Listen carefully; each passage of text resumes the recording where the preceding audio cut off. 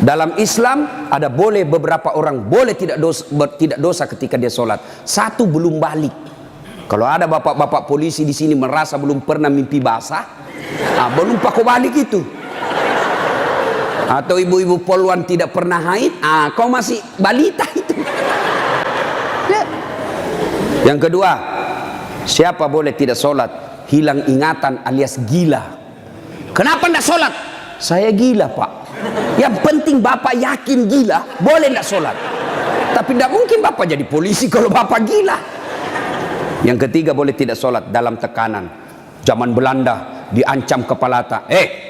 Jangan sholat. Kalau kau sholat saya kasih pecah kepalamu. Boleh tidak sholat orang begitu. Lain itu apa, Pak? Bapak nganangani unjuk rasa. Boleh bapak sip-sipan sholat. Tidak bisa tinggalkan tempat. Sholat khauf namanya. Sholat dalam keadaan perang. Bagaimana caranya? Bapak berenam, polisi bertugas. Maka bagi tiga lapis, 3 rakaat, tiga saf. Saf pertama 2 orang. Saf kedua 3 orang atau 4 orang. Maka saf pertama diselesaikan dulu sholatnya. 1 rakaat. Yang di belakang jaga senjata. Begini dia. Selesai ini yang saf pertama 1 rakaat. Maka saf kedua lagi yang selesaikan sholatnya. Saf pertama lagi yang siaga-siaga senjata. Boleh, Pak. Tidak bisa ditinggalkan tempat, Ustaz. Kita tayamum darurat. Boleh bapak. Kalau pergi ambil air 1 kilo, bahaya ini keadaan. Bapak tayamum di situ. Tidak usah buka sepatu. Boleh. Bagaimana caranya? Letakkan telapak tangan di pasir. Sudah itu tepuk. Karena kalau kau tidak tepuk ada pasir, kau gosok matamu. Tidak jadi kesembahyang.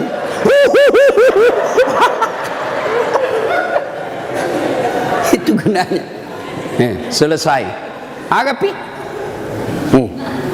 Tidak ada alasan. Maka bapak sholat. Maulid kali ini yang tadinya masih malas sholat, perbaiki sholat, Pak. Kecil buat bapak, Allah kasih kita. Kecil, Pak. Kecil sekali. Ini perkara dunia. Allah cukup mengucapkan kum. Itu saja itu disebut kun fayakun. Jadi. Nagati lipuangnya. Jadi. Coba. Maka bapak ibu bapak ini perbaiki saja sholat. Bapak-bapak punya anak, tidak perlu di sekolah jauh-jauh ke luar negeri. Kontrol saja sholatnya. Baik sholatnya, insya Allah anakmu akan bahagia. Ya? 1. 2. Kata Nabi, jaga perempuan di antara kalian. Nabi lagi tidak bilang jaga tetanggamu. Ini bapak-bapak juga banyak kalau sama tetangganya sopan. Assalamualaikum ibu.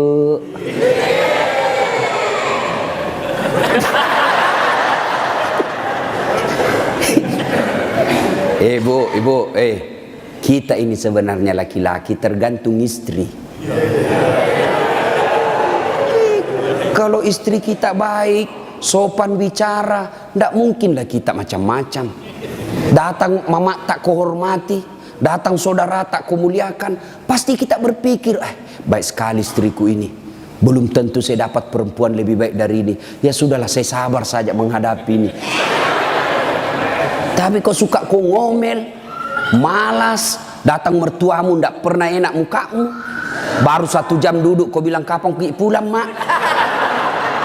Datang mertua laki-lakimu langsung kau bilang engkau siang mbokmu. Datang lagi bapakmu bawa beras 50 kilo, pulang nanti 1 juta. Ada begitu istri tak, Pak? Itu yang membuat hidup tak sial. Betul, Pak. Kalau ada istri bapak yang tidak tahu menghormati orang tua tak, itu yang membuat hidupmu sial. Maka nasihati itu istri baik-baik. Ini juga ibu-ibu, hargai itu suami. Ya. Untung ibu punya suami, punya anaknya orang. Coba terima beres. Serius kah ini? Datang itu mertua kita hormati, muliakan. Coba, ada kadang-kala ibu-ibu curhat sama saya, Ustaz, kenapa itu suamiku lebih sayang, kan kasihan satu rumah kak sama mertuaku, mertua perempuanku. Kenapa ini kasihan nih suamiku, sayangnya sama mamanya saya tidak. Saya bilang, sadar kok ibu, mamanya orang itu, bukan selingkuhannya, bukan istri kedua. Kalau istri kedua boleh kau bilang begitu, bersaing kok. Tapi ini mamanya, dari rahimnya itu, keluar dari perutnya, dia yang didik dia yang kasih jadi polisi, dia yang biaya, kau terima beres. Sadar, mestinya kalau begitu suamimu, kau bersyukur. Ya Allah, baik betul ini suamiku. Mudah-mudahan nanti anakku seperti suamiku, tetap sayang sama saya meskipun saya sudah tua. Dengar itu.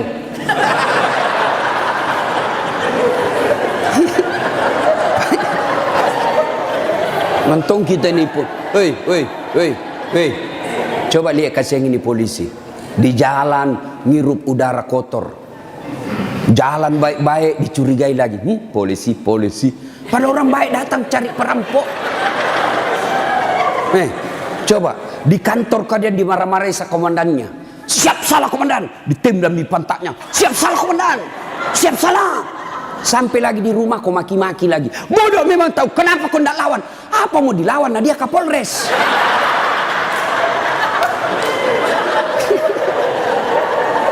Iya toh, ini kasih muka-muka susah semua ini kasih ini polisi.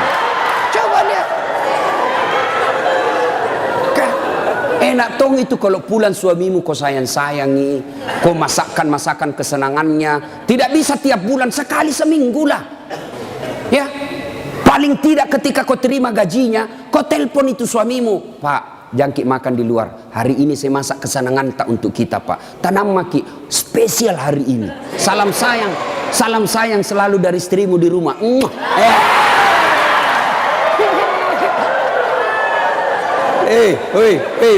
Bu, itu suami polisi kalau dapat SMS begitu, nah kasih lihat langsung Satpol PP. Satpol PP polisi setengah. Nah, ada di sini.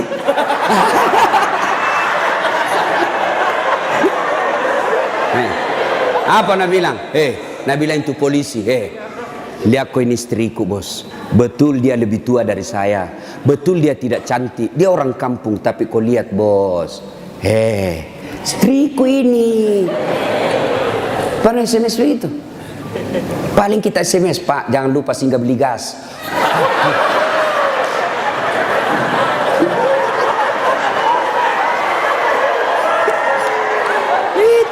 Itulah susahnya jadi suami. Tapi bapak juga kalau disuruh singgah beli gas, jangan sok-sok gengsi. Jangan gengsi. Kan biasa kita laki-laki, saya polisi, saya ajun komisaris, saya ini pangkat tinggi, masa beli gas? Kenapa nih? Ayo, Pak, kecil itu. Coba, untung bukan kita yang hamil. Mau kita tukar? Kita yang hamil, istri tak beli kompor gas. Mau kita tukar kira-kira itu? Repotnya itu perempuan hamil, jalan saja setengah mati, 9 bulan itu kasihan. Melok ni masuk. Coba itu perempuan kalau hamil, duduk aja setengah mati, harus pakai standar samping.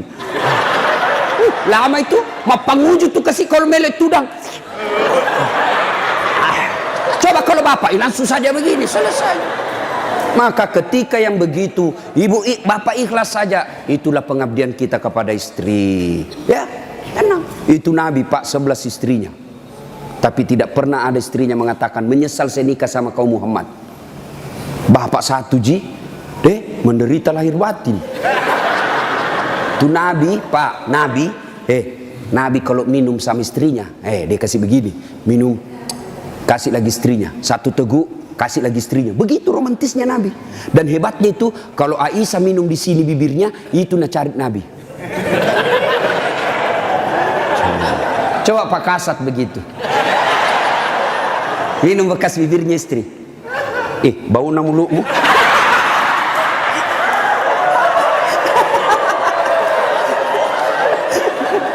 Salatullah Salamullah ala toha Rasulillah salatullah salamullah ala yasin. Satu, jaga sholatmu. Dua, jaga perempuan di antara kalian. Maka bapak-bapak polisi jaga istri. Itu kewajiban bapak. Kewajiban bapak. Biar bapak hitam jidat gara sholat, Senin Kamis puasa, tahajud tiap hari, tadarus tiap maghrib. Tapi istri tidak pakai jilbab, istri tidak sholat, istri tidak puasa Ramadan. Maka bapak dulu yang masuk neraka. Ku ampusakum wa akhlikum nar. Itu makanya bapak didik istri. Bagaimana cara didik istri? Karena kita tidak punya waktu yang banyak, lebih banyak di jalan, kasihan. Bagaimana cara didik istri? Arahkan dia pergi majelis. Itu ada pengajian, dek, kau pergi di sana. Bagaimana lagi caranya? Paling gampang, bapak tidur peluk-peluk dia, baru putarkan ceramahnya Dasat Latif. Judulnya apa? Kewajiban istri kepada suami. Sayang ke nonton kita. Langsung enak bapak, karena kalau bapak nasihati istri tidak masuk di akalnya. Agatoi tidak masuk, ya kan? Karena bapak lebih sering tipu istri daripada. Bagaimana dia percaya? Kita juga ibu, bagaimana tidak ditipu ki? Karena suka ki marah-marah. Jujur ki, marah kok ya lebih baik dibohongi kok supaya senang perasaanmu. Kenapa kau bohong? Selama ini kau bohong. Ku sayang kau, tidak mau kak kau luka perasaan. Ku bohongi kau. Sekarang kau tahu ya itu takdir burukmu. Kan kita terpojok ki jadi bohong maki. Sama saya ada temanku SD, masih selalu kena telepon sampai sekarang. Cinta-cinta monyet dulu di kampung. Setelah saya lihat banyak viral, tambah populer kila dase. Itu di Makassar gitu nama aku Dasat Latif. Kalau di kampung Ladase.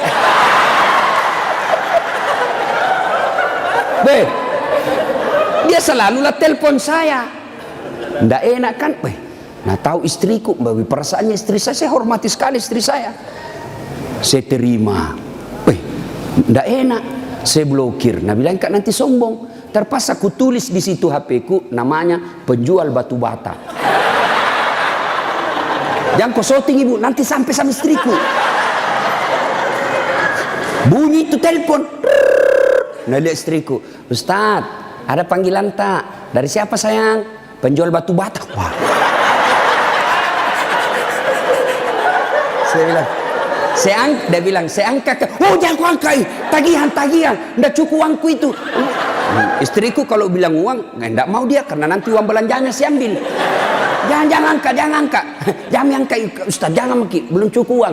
Selamat saya. Satu ketika saya pulang ceramah, bikinlah saya teh. Kan saya bikin sendiri. Saya tahu, oh sudah. Saya minum, kenapa na asin ini? Barat salah kasih kah ini? Saya pergi lihat toples, tulisannya gula. Isinya, garam. Saya tanya istriku, sayang, kenapa ini tulis ki gula na isinya garam? Nah bilang, hepon tak juga, lain kita tulis lagi isinya.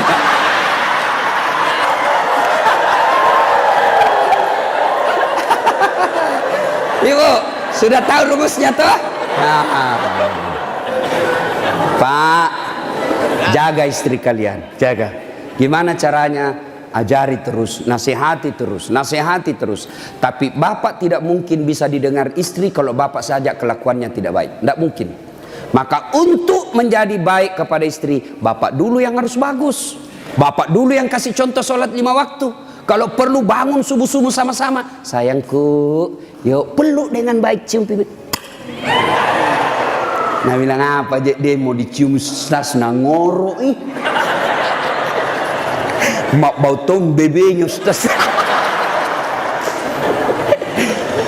Pak, kalau perlu bapak angkat itu istri. Salat subuh sayang, bareng-bareng, salat jamaah. Meskipun bapak pangkat paling rendah di Polres, tapi ibu bapak lakukan itu mulia di hadapan Allah. Angkat istri, ayo sayangku, salat bareng-bareng, berjamaah, bapak imam, istri makmum. Jangan baca yang susah-susah, yang pendek-pendek saja. Ya, karena yang susah-susah nanti tidak mau sampai. Nak baca Al-Kafirun, wala antum abiduna ma abun, wala ana abidum ma abattum, wala antum abid. Mulai curiga istrinya. Wala antum abidu, wala ana abidum. Pas selesai sholat, ibu juga kalau selesai sholat kasih semangat suami. Sabar Ki Pak, memang begitu kalau baru pertama orang sholat. Insya Allah ke depan tidak. Jangan malah dimaki-maki. Bodoh memang kau ini polisi dongo. Apa kau tahu kau bilang? Nah bilang suami tak jamin lagi sembahyang deh. Kau sudah. Bu, pulang suami tak ibu. Kita tahu sudah mau masuk maghrib. Datang suami tak sudah sediakan sarungnya. Sediakan kopiahnya, sediakan bajunya untuk sholat, baju koko. Begitu datang, Deng, mandi Ki, ini kita pakai sholat maghrib. Ayo kita pergi sama-sama di masjid. Nyaman ibu, suami istri jadi polisi, dapat gaji tiap bulan. Kalau begini kita lakukan, bahagia hidup tak. Meskipun kita tak putar-putar saja di sidrap. Enak Pak. Ini istri suka ngomel, suami tukang tipu, kredit tidak pernah berhenti. Kapan enak hidupmu? Ayo, maka perbaiki ini, saling menjaga. Suami nasihati istri, istri ingatkan suami. Itu rumah tangga yang bahagia. Dan yang ketiga kata Nabi, ucapan yang beliau keluar dari bibirnya, ummati, ummati, ummati, umatku, umatku, umatku. Begitu sayangnya sama Nabi. Sayang Nabi sama kita. Nabi tidak mengucapkan Khadijah, Khadijah, Khadijah. Tidak. Nabi yang diucapkan ummati, umat kita. Apa di dunia saja? Tidak, sampai di akhirat pun Nabi seperti itu. Ketika hari kebangkitan tiba, Allah perintahkan kepada malaikat Jibril, Jibril, kau bangkitkan manusia paling mulia yang sangat aku sayangi, Muhammad sallallahu alaihi wasallam. Nabi Jibril setengah mati mencari, lalu Allah kasih keberkahan, makamnya Nabi keluar asap, didapat. Lalu bangkitlah Nabi. Ya seperti itu yang kita lihat di sirkus, ada manusia yang tiba-tiba naik saja ke permukaan, lalu Nabi duduk, gosok mata. Jasadnya Nabi Pak sampai detik ini tidak hancur, seperti ketika beliau hidup, kulitnya tidak rusak. Pernah kan beberapa kali itu kan kuburnya Nabi jasadnya Nabi dicuri, kan beberapa kali itu 9 kali, dan jasadnya pun sudah ratusan tahun meninggal masih sama.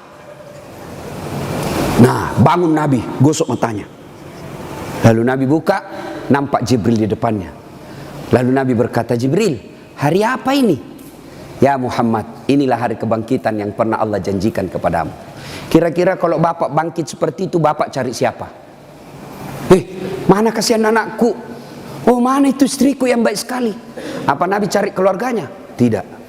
Nabi tidak berkata, mana bapakku, rindu saya mau melihat bapak saya yang tidak pernah saya lihat wajahnya. Tidak. Siapa yang Nabi cari? Aina ummati. Jibril, mana umatku? Kita yang dicari Nabi Pak. Bayangkan, begitu cintanya Nabi kita.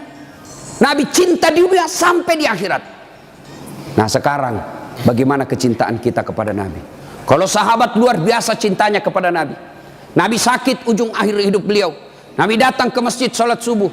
Selesai sholat subuh, Nabi lalu naik pidato. Saudara-saudara sekalian, kita sudah bertahun-tahun membela agama Allah, hidup bareng bersama. Tentu ada yang pernah saya sakiti, baik yang sengaja maupun yang saya tidak sengaja. Kalau ada yang pernah saya sakiti dan saya tidak tahu, tolong balas hari ini.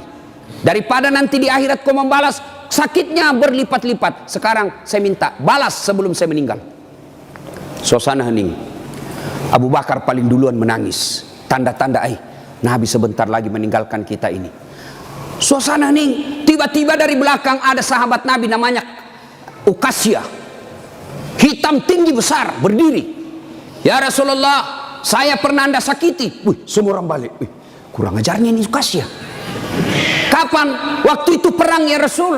Saya berada di sampingmu. Rasulullah mengendarakan onta. Onta Rasulullah.